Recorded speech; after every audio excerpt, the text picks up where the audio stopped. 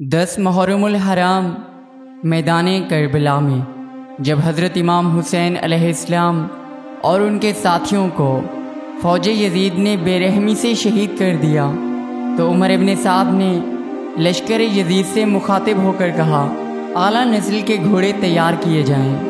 جب گھوڑے تیار ہو گئے تو عمر ابن سعد نے حکم دیا کہ اب ان گھوڑوں کو حسین اور ان کے ساتھیوں کی لاشوں پر دوڑایا جائے تاکہ لاشوں کو پامال کیا جائے۔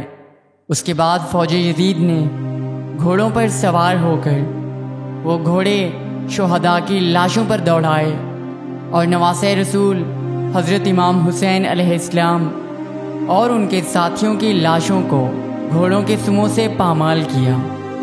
لاشوں کو ایک مرتبہ پامال کرنے کے بعد عمر ابن سعد ملعون کے دل کو قرار نہ آیا۔ اس ملعون نے دوبارہ فوج کو حکم دیا کہ ایک مرتبہ پھر سے گھوڑے دوڑائے جائیں، نواسۂ رسول حسین ابن علی اور ان کے ساتھیوں کی لاشوں کو پھر سے پامال کیا جائے۔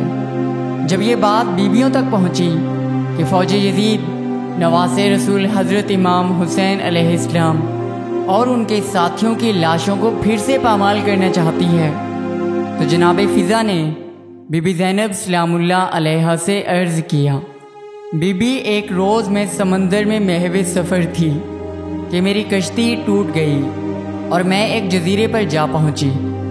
وہاں پر ایک شیر میرے سامنے آ گیا۔ میں نے اس شیر سے کہا، اے ابا الحارث، میں رسول خدا صلی اللہ علیہ وآلہ وسلم کی کنیز ہوں۔ جب اس شیر نے یہ سنا تو غراتے ہوئے آگے بڑھ گیا اور راستے کی طرف میری رہنمائی کی۔ اس وقت وہ شیر ایک جگہ پر بیٹھا ہوا ہے، آپ مجھے اجازت دیں کہ میں اس کے پاس جا کر اسے بتاؤں کہ یہ لوگ نواسۂ رسول حضرت امام حسین علیہ السلام اور ان کے ساتھیوں کی لاشوں کو پھر سے پامال کرنا چاہتے ہیں۔ اس کے بعد بی بی زینب سلام اللہ علیہا نے جناب فضا کو اجازت دے دی۔ جناب فضا اس شیر کے پاس گئیں اور کہا، اے ابا الحارث۔